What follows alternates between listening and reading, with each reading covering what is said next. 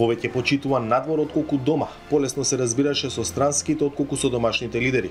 Без малку тоа беше политичкото секојдневие на Борис Трајковски во неговата не многу долга кариера, која заврши на денешен ден пред 15 години со падот на владиниот авион во ридовите над босанското место Ротимље.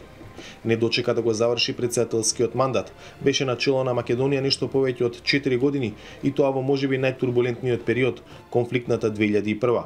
Го презеде товарот заедно со меѓународната заедница да ја менаџира внатрешната ситуација, да се справи со разните политички лидери и нивните барања, се со цел земјата да извлече од работна граѓанска војна.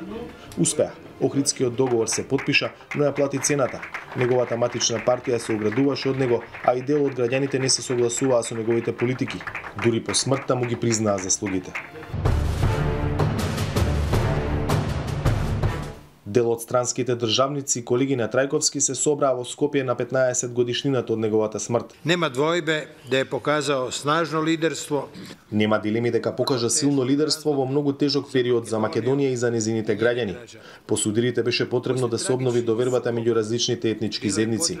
Посветеноста на Трајковски на мирот и стабилноста никогаш не беше доведена во прашање. Повеќе од јасно е дека претседателот Трајковски беше голем човек, голем државник, човек со принципи и високи вредности, вистински демократ.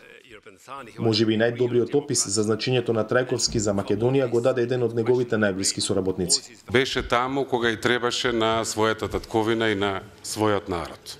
За Гласот на Америка од Скопје, Владимир Мирчевски.